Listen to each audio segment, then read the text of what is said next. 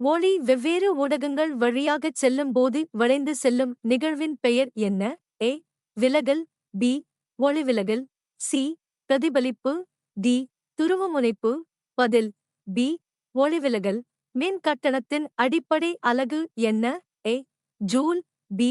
Volt. C. Coulomb. D. Ampere. பதில் C. கூலம்.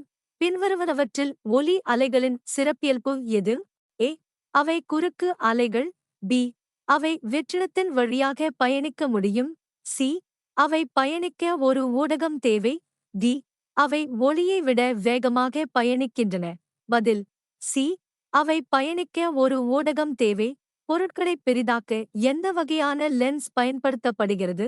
ஏ. குழிவான lens. B. குவிந்த lens. C. பிளானோகுவிந்த lens. D.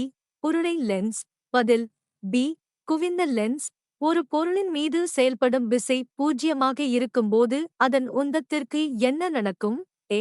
அது அதிகரிக்கிறது. பி. அது மாறாமல் இருக்கும். சி. அது குறைகிறது. டி. அது பூஜ்யமாகிறது. பதில் பி. அது மாறாமல் இருக்கும். வாயுவின் அழுத்தம் மற்றும் கன அளவு ஆகியவற்றுக்கு இடையேயான உறவை எந்த விதி விவரிக்கிறது? ஏ. பாயல் விதி. பி. சார்லஸ் விதி. சி. கேலுசாக் விதி. டி. அவகாட்ரோ விதி. பதில் ஏ. பாயல் விதி. ஒரு பேட்டரியில் எந்த வகையான ஆற்றல் சேமிக்கப்படுகிறது? ஏ. இயக்க ஆற்றல். பி. ஈர்ப்பு விசை ஆற்றல். சி. வேதியியல் ஆற்றல். டி. மீள் ஆற்றல். பதில் சி.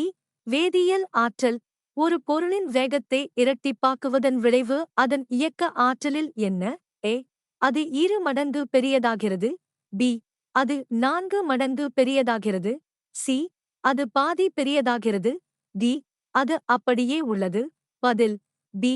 அது 4 மடங்கு பெரியதாகிறது. பின்வருவனவற்றில் எது திசையன் அளவு அல்ல? ஏ. வேகம். பி. இடப்பெயர்ச்சி. சி. விசை. டி. வெப்பநிலை. பதில் டி. வெப்பநிலை. பின்வரும் வண்ணங்களில் எது மிகக் குறைந்த அலைநீளத்தை கொண்டுள்ளது? ஏ. சிவப்பு. பி. பச்சை. சி. நீலம். டி. ஊதா. பதில் டி. ஊதா. விசைக்கான சி அலகு என்ன? A. Watt. B. Newton. C. Joule. D. Tesla. பதில் பி. நியூட்டன். வானவில் உருவாவதற்கு ஒளியின் எந்த பண்பு காரணமாகும்? ஏ. ஒளிவிலகல். பி. மாறுபாடு. சி. பிரதிபலிப்பு. டி. சிதறல். பதில் டி. சிதறல்.